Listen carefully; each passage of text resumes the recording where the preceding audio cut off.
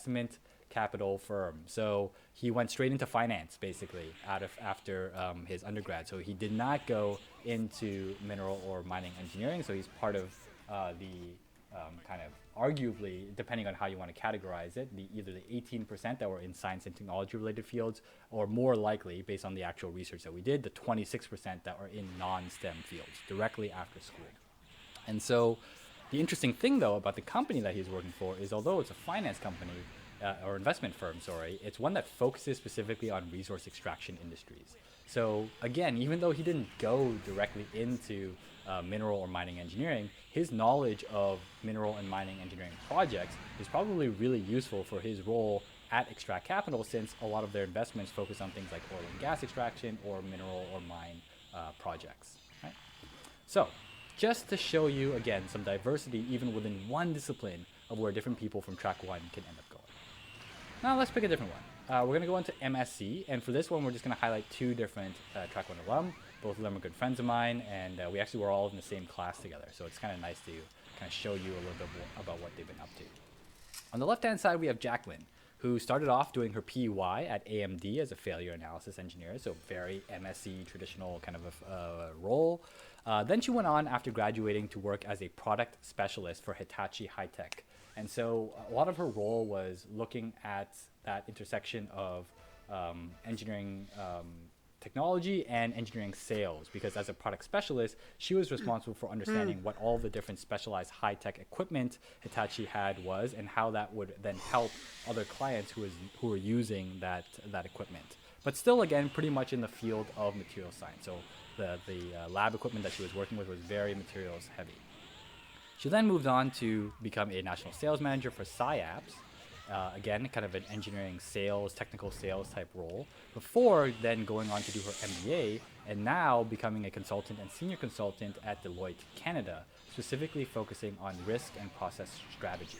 So really quite a shift there from a little bit more of that technical background into more of that business side of things, right?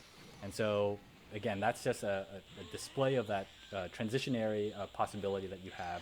Even if you decide to go down one path, at a later time, you can certainly go down a different path. Right? Now that we'll take over a look at Stephen. And so Stephen did his PUI back in his home country of Mauritius. And so he was a chemistry and process engineering intern there, doing some research during his PUI.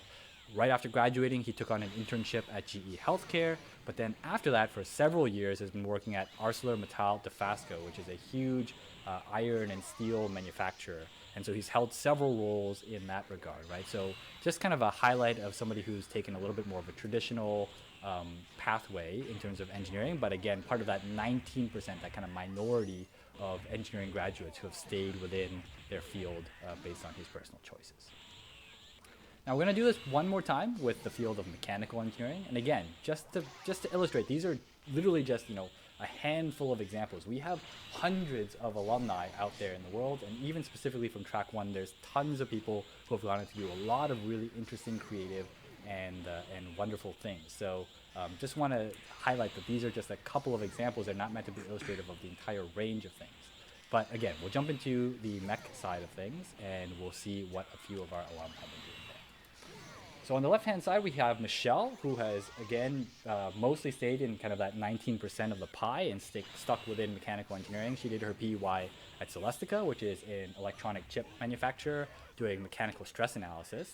And then after graduating, kind of went into the biomed space. So specifically as a mechanical designer for Profound Medical, and then as a system test specialist for Synaptive Medical, and now as a production manager for Cuvella, which is a biotech company, right? So that's kind of been one pathway that we can see. Then we have Tabish, the second person on the slide here, and you can see that he's jumped around to quite a few different jobs. So even while in school, he took on two different internships, one at IBM as a technical analyst, and the other at Tilt, which was a payment app, as a growth associate. And so growth is more on that sales and marketing side of the equation. And so he did a bunch of that while he was in school during internships. And then soon after graduating from mechanical engineering, you'll notice that he actually worked for the University of Waterloo as a community coordinator. So quite a shift. He actually was working in residence life. So helping students living in residence at Waterloo build community and create programs for them and kind of really develop student life. So that's kind of something that he thought he was really interested in. So he did that right after graduating from mechanical engineering. But after about a year or so of that, he decided that he wanted to try something different and went to go work for Leap AI, which got acquired by Facebook, and essentially it was an AI company. But going back to some of that background in growth, so growth and marketing. And so for those unfamiliar, growth again is really referring to growth of users. So really trying to think about how do you create new features in product management, or how do you communicate new features to be able to grow your user base. After that, he then worked on Google, YouTube, and is currently at Replit as a growth product manager. And Replit is basically a software compiler, right? So a lot of kind of varied experiences, a lot of them in the kind of more programming, tech side of things, but from a background in mechanical engineering. Now, last but not least, I want to highlight Helene. So Helene is really interesting because she most definitely fits into that 26% of people who went into non-STEM fields 3 years after graduating. So while she was in undergrad, she did her PUI at Spin Master, which is a toy company. Some of you might know some of their toys if you look them up. Really kind of a fun role to be in. But after graduating, she then took on a role at Hurrier, which is actually a food delivery app. It's since transitioned into something else, but she was an operations analyst for them for a while, kind of a little bit over a year, if I remember correctly. But, after doing that for a little bit, you realize, this isn't really the direction I want to go into. The things that I really care about are environmentalism. And so how might I actually work a little bit more in the space that intersects between mechanical engineering and environmentalism? So she took on a contract to work for a project called the BGBG Initiative, which was in Malaysia, to actually develop resource distribution solutions for rural parts of Malaysia. So there was water distribution projects, solar panel installation projects. So a bunch of really interesting things that she was doing as part of this contract that she took with the BGBG Initiative. After that, she realized, there's only so much that I think that my mechanical engineering knowledge can help me grow when I'm thinking about environmentalism. I want to stretch my environmental knowledge in a different direction. And so she actually then took a few years to travel the world, volunteering and working at different farms and learning about something called permaculture. Permaculture being a way of farming that is very sustainable and kind of utilizes natural patterns as opposed to the kind of mass and organized farming that we have mostly in the western part of the world. So after doing that, kind of traveling around the world and volunteering and working in a few places, she is now currently in the Northwest Territories working as a farm hand at the Northern Farm Training Institute. And so she manages a farm out in the north of Canada. And specifically, aside from just managing the farm, she's also trying to improve and refine on those farming techniques that she's been exploring for the last few years, with the hope that she can then pass those techniques on at scale to other types of farms in other remote places in the world to improve farming efficiency and ecological impact of farming and agriculture. So not just focusing on being a farmer, but really thinking about that scale and of that mass systems impact that she could have, combining her knowledge of farming and of permaculture with some of that statistical and kind of quantitative background from engineering, right? But again, just an example of somebody who's gone off, way off into something that's really interesting and kind of pursued that out of her personal interest, right? Now, with all of those examples, we want you now to take just a moment to reflect on some of the things that might appeal to you. And to do that, on the Quarkus page, we've posted a few handouts that might help you out. The first is called Handout, Chart Your Future Industry and Responsibilities List Digital. And so on there, you'll see a bunch of descriptors for job functions. These correspond to the different functional roles that we had talked about just a few slides ago. So things like product management, technical sales, operations, and facilities management. And what we want you to do is to go through that list on the first page and check off the top 4 choices on that page that you think resonate with you. Now, it might be hard to do. There might be lots of things that you're interested in, or maybe there's very few things that you're interested in. But I challenge you to pick at least 4, or try to narrow down to 4, I should say, from that list. And just note that every option on that first page is part of the same list. They're just separated so that it's easier to read all of them. Then we want you to scroll over to the second page and select a few industries that you might be interested in working in. So as we noted before, the functional roles that were listed are not discipline specific, so they don't necessarily belong to a specific role or industry, I should say, those different roles can fit into many different industries. So kind of doing two separate reflections here, one on the responsibilities on the first page and one on the industries on the second page, can give you a better sense of what you might be interested in. So with that said, sorry about that, we want you to then take a look at those and see how they correspond to the different types of job responsibilities or job functions that are then at the very bottom of the document. So, you might notice that when you pick the 4 responsibilities on the first page, that maybe 3 out of 4 of them belong to a single job function.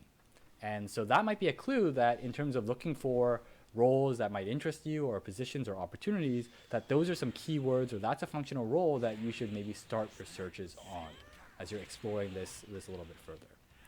Now, if you notice that all 4 of your choices are totally spread across different functional roles, that's okay too.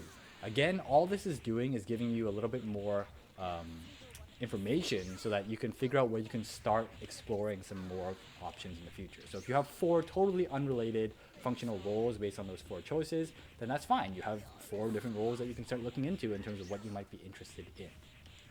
To help you do that further, we have a second handout, and it's called Job Responsibilities Summary. And so on there, we have actual job postings from PEY, internships, and post-graduation as collected from our Engineering Career Center. And so they're categorized based on the functional roles that we had talked about before. So after you've taken a look at your results from the first document, take a look at this PDF and see in the areas that you kind of connected with the most. So let's say you got 2 out of 4 of your choices were in technical sales, then scroll to the technical sales section and start reading through some of the job postings that are there.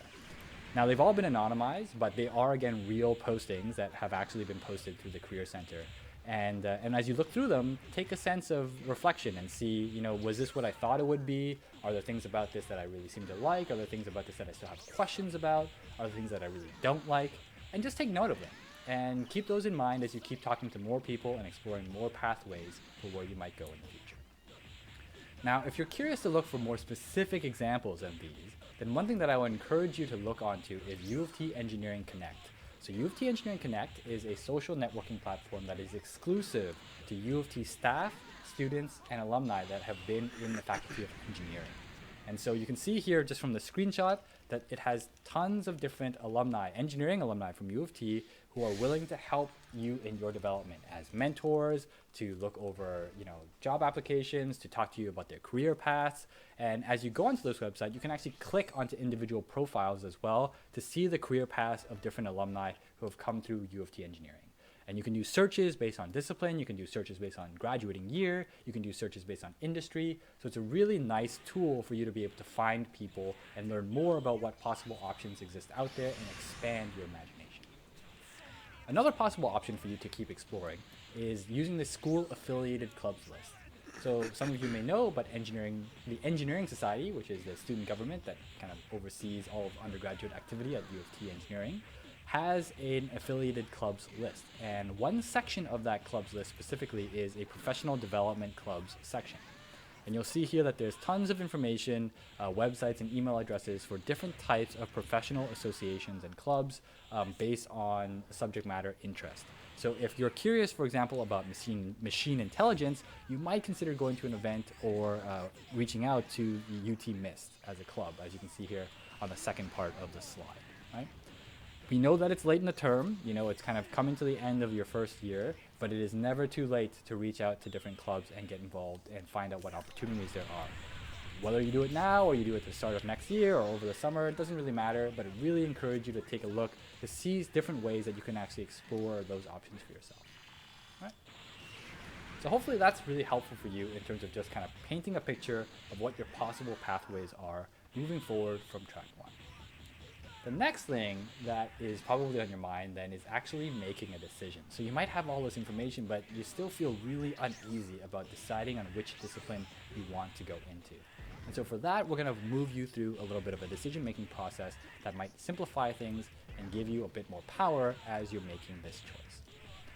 Now, the decision-making process that you see on screen is not a universal one. It is not like the absolute only way you can make decisions, but as a simplification, I think these 5 steps make a lot of sense, especially for the decision that you're about to make. And so this applies not just to deciding what discipline to go into, but this can be used for any really kind of major decision that you have in front of you. The first thing that we want to do is define what the actual question is. What are we actually making a decision about? What are the criteria? Then we want to come up with a few different possible choices. We want to narrow those choices down. We want to then choose something. And then last but not least, from an emotional standpoint, we want to actually accept that decision, not just mull over it and fight over the FOMO that might come up after we decide. So I'm going to walk you through a little bit of this and again, tell you a little bit about my own story to help make it clear how these work.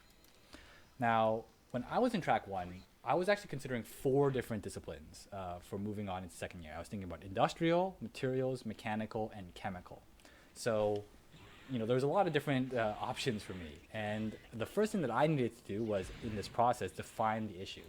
So I had to think about what specifically was the decision that I had and what were the criteria or questions that I still had about that decision. So a lot of the things that I still had were, do I care about my educational experience in this program, or do I care more about my career prospects, or do I care about what my parents think about, or do I care about the flexibility of the program? What are these things that actually matter to me with regards to this decision? So writing down some of these questions for me or talking them out was really helpful for me to understand what it was that I was actually looking for in making this decision. So for me specifically, one of the things that I thought really carefully about was the educational experience. I thought, it's great if I have good job security down the road, but I can't predict what the world's going to look like in 4 or 5 years. The best that I can do is pick something that I think I'm going to enjoy now. And so that was one of the kind of key criteria that was important for me as I was defining my own issue. Now, part of that included asking things like, well, how many hours of class are there? How hard are the courses, and all sorts of other things. But that at least got me started in defining. Then I had to generate some options. And so as I was generating and particularly evaluating some different options, there were a few things that I had to keep in mind. The first is that I avoided having just an either or. So it wasn't just, okay, I'm going to go into either chem or mech, end of story. I really gave an equal chance to industrial and materials as well, just to make sure that I was considering a lot of different factors in my decision making and not just picking the better of 2 evils, right? I'm really kind of giving myself enough options that my brain can move beyond kind of a fear-based decision making process and really kind of thinking about, okay, if I have all these different choices, what are the things that I really care about? The second thing was framing choices as active. And so, as human beings, we have something called default bias, which is when we think that there's a default path forward, then we're more likely to favor that path, right? When we don't have to change something, when we don't have to do something different, we're more likely to go down that path, even if it's not the best choice. So for me, I went into track 1 mostly thinking that I was going to be in Chem Eng, but as I started to consider these different options, I really tried hard to kind of dispel that and say, I'm not married to being in Chem Eng. I really could go into any of these 4 disciplines. I want to be curious about them. I want to learn more about them and keep an open mind. So breaking myself out of this idea of having a default choice and making sure that whatever choice I ended up making was an active and deliberate decision on my part. The next thing was watching out for choice overload. So although there were 8 different options, I pretty quickly had a sense that, 4 of those options were probably not going to be for me. And so although, you might argue that I didn't give those options a fair chance, I did kind of look into them a little bit. I was wary of how much brain power it took to keep 8 different options in my mind at all times. So when you're faced with choice overload, sometimes you actually have a much harder time making a decision because you're so overwhelmed by all the things that you do that if you can simplify things or group things together, it can become a lot easier. So earlier on, I did actually do that a little bit. I kind of grouped Chem and MSc together, ECE together, Civ and Min together, and Mechanical and Industrial together, just to see, roughly speaking, were there kind of pockets of things that I was kind of curious about before then going more granular. This 4th point was really important. I went around and talked to a lot of other people who had gone through track 1 and made decisions, both in second year and even those in upper years, to talk about what their experience was like on PY, what their courses were like, how they made their decision, what factors they were considering, and really getting a sense of the decision-making process that other people went through and what they evaluated to help me shortcut some of the different things that I was thinking about. And so although it's really hard for us to reach out to people right now while we're virtual, there's Facebook groups, there are Discord channels, there's lots of places where you can reach out to upper year students. And I guarantee you that if you ask for help on this topic, there will be so many people who are going to be willing to talk to you about their experiences in their discipline, whether they were in track one or not. People love talking about and mentoring younger students. So if you have an opportunity to just put yourself out there, please find those channels, again, whether they're on Discord or Reddit or anywhere else, even, if there's a huge Facebook Messenger group chat somewhere or WhatsApp or a WeChat, find those places to connect with your upper year students. If you need some help, talk to a class rep, talk to some of your TAs, but Not again, sure. help I think is she's out in a there. room. Talk to the Eng CEOs. These are all resources that you can definitely use to help you in that fourth phase. And last but not think she least, saw him. I think think I about saw her if there are car. ways of trying some things out. So although I didn't really do this personally, I had a bunch of friends in track one who went and sat in on upper year lectures, for example, just to see what it would be like to be taking classes in, say, civil engineering or materials engineering. And there were other people who joined different clubs, again, similar to what I had mentioned previously in the affiliated clubs list, to get a sense for what it would be like practicing some of the skills of the different disciplines or learning more about the actual industries that those disciplines worked in. So if there's any way that you can kind of give yourself a bit of an experience to try something out, it can really help that emotional process of helping you decide where you go further. By the way, all of those things that I just put up are based on my own experience, but they're also based on scientific research. And so if you're curious about some of the citations, feel free to reach out to me, and we can tell you a little bit more about why they make for better decision making. Now, the next thing that we have to do is once we have our choices in front of us, we need to actually narrow down. We need to cross some things off. And so to do that, we can use things like decision matrices and other formal tools like pairwise comparison tables or any of those kinds of things that you're learning in ESP or other places to categorize things based on their features, based on their factors, and the different choices. How well do they fulfill those factors? But when you do those things, it's really important that you also set some time aside to reflect.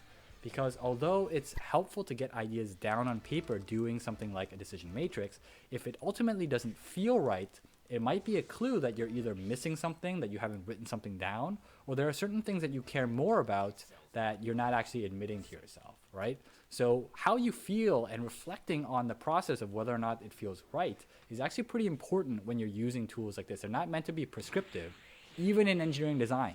Even when you're using them for your classes, you shouldn't just be saying, look, this is what the decision matrix said, end of story. You should be ready to justify how that decision matrix was put together based on your own values. And so that's what it really comes down to. The second part that you saw on the slide there was asking this question, what if our least favorite option was actually the best one? What data might convince us of that?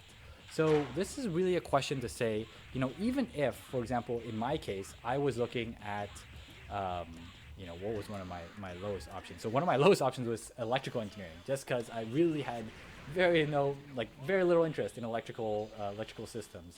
So what would it take for electrical engineering to actually be my favorite option? What are the factors or what are the pieces of information that would help sway me? And it was important for me to at least ask that question because it would then highlight for me whether or not I was being intentionally biased against a discipline just for some silly reasons, or whether or not there was actually a lack of supporting evidence for me to want to choose that particular choice. Right? So differentiating between some of our biases and what information is actually out in the world. So then after we narrow down, we actually have to choose. And when it came down to choosing for me, there was kind of two sides of the coin. On the one side, there was this idea of what felt right in my gut.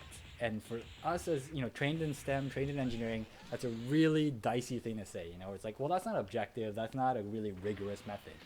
But Professor Daniel Goleman, sorry, not professor, but psychologist Daniel Goleman, who is famous for publicizing the concept of emotional intelligence, has talked a little bit about this idea of gut feeling and the importance of it in making what would actually be very rational decisions. And so he talks about a study that was conducted of really kind of high-level, C-level executives, and when they were making really critical business decisions. And what they did was they analyzed all sorts of different information, and they synthesized all of it over many months, like a long time.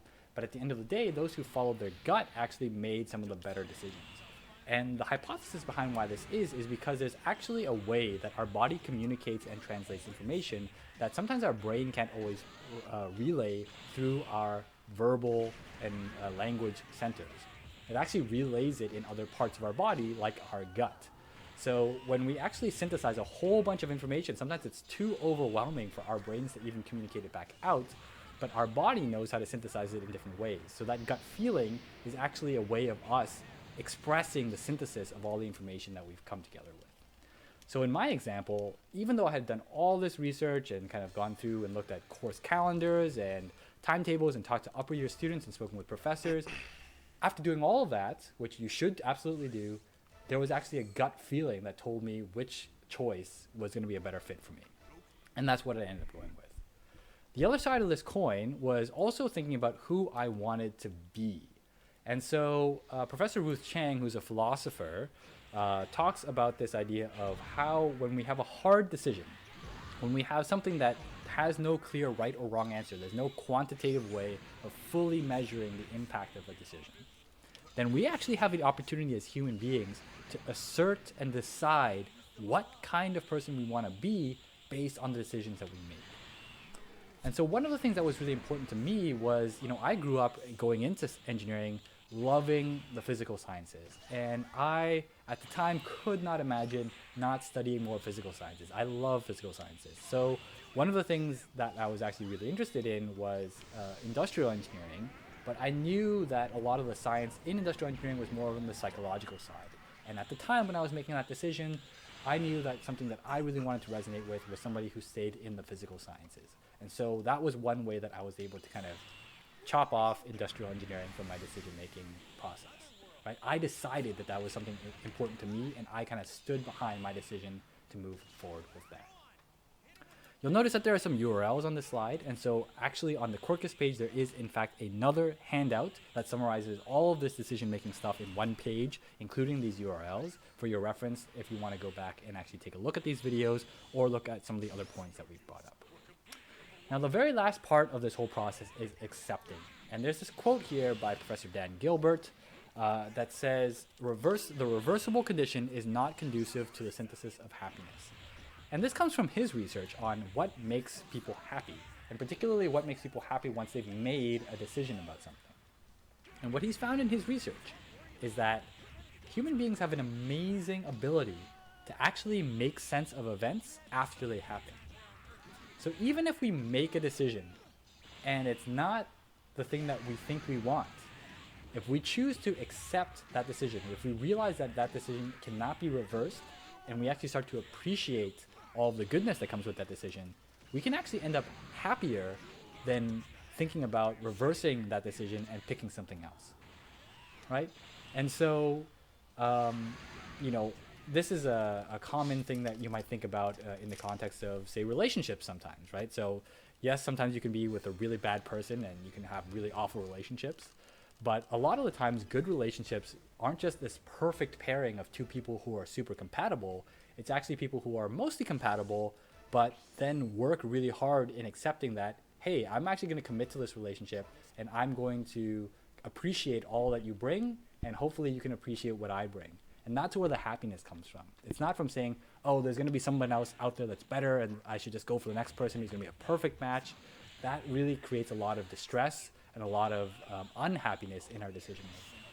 So with regards to this decision, at least for a short amount of time, make your decision and sit with it. Don't think about reversing it. Don't think about changing your mind. Just sit with it and see how that feels. And in accepting it, you might find that you're actually a lot more satisfied or a lot happier with the decision than you originally thought. Now, one last exercise I have for you that might help you in thinking about what things might be important to you in the future is a pretty fun one, in my opinion. And it goes like this. I want you to write a letter to yourself today from your future retired self. So imagine yourself upon retirement, maybe you're 65 years old, maybe you're younger, maybe you're older, and you're writing a letter back to you today. And imagine yourself having this, great, wonderful, purposeful life that you've lived. And think about what advice that older version of you would give to you right now. What stories would they share? what advice would they pass down? And we want you to write this letter as if you were your older self, with as much detail as you can, and then to read that letter and see what themes pop up. What kinds of things are important to you, and how might those things feed into the decision that you're about to make? With all that, hopefully this has been useful. I know this is a bit of a longer session than you might be used to. Hopefully it's been engaging.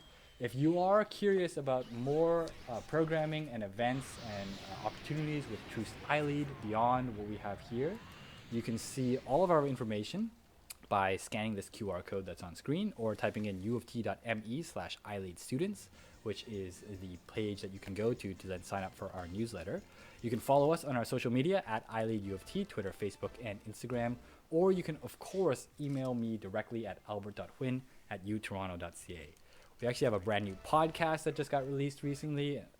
Probably is of a lot of interest. We're talking to a lot of really great subject matter experts and engineering graduates about their experiences with leadership. So I think a lot of you might be interested in that. But all that aside, if you want to get in touch and just ask questions, I'll be there for office hours later this week. But I'm also always available to chat kind of via phone call, via video chat, or via email about your decision-making process or your leadership journey. Thank you so much for sticking with me for this whole session, and best of luck, everybody.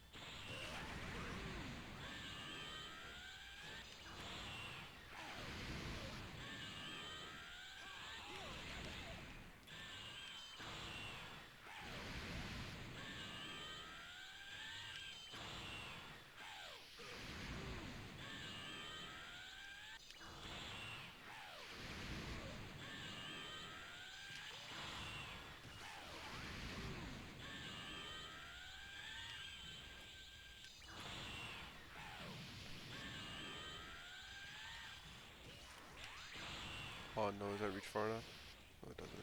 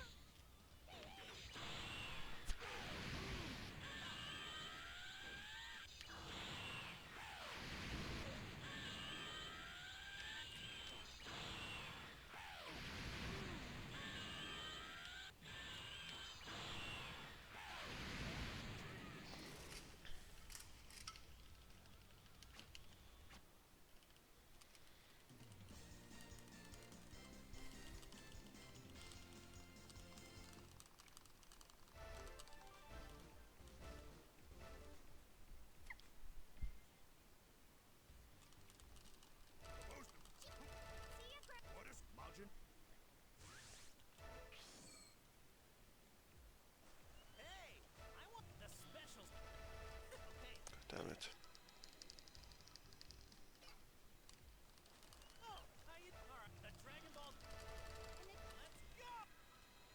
Let's go.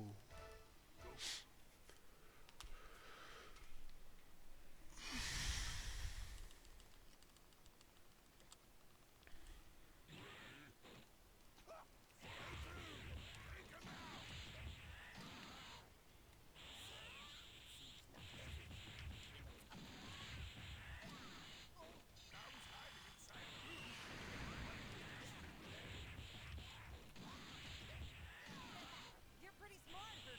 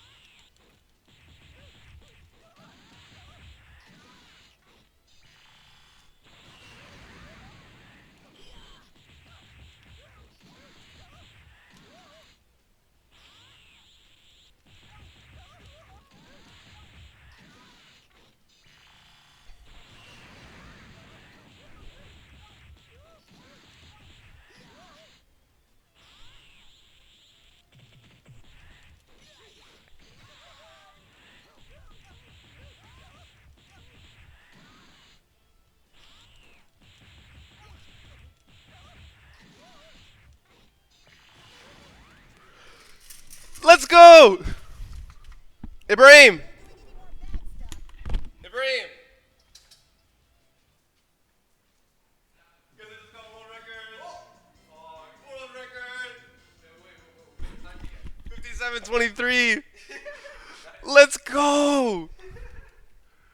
I was recording, I wasn't live though. And I had my freaking lecture playing for the first 30 minutes. Oh my god. Oh my gosh, dude. My heart was beating so fast after Nam. Look at Nam. I freaking golded. And I was like, oh my god, I can actually do this. And then that stage. And then the freaking battle in Corn Tower. I was like, oh my god, dude. Literally, oh my god. World record! Let's go! Oh my god, wait, do you know where Mom is?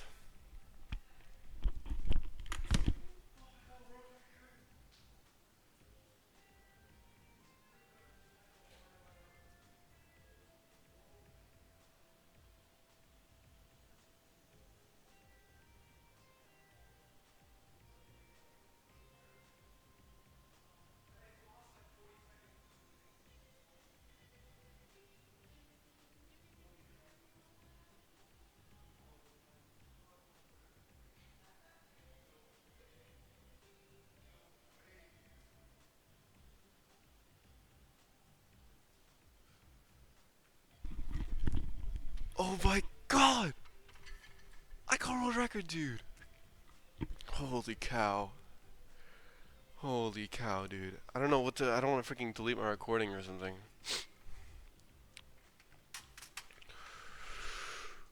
Dude, I'm literally shaking. Okay, I'm gonna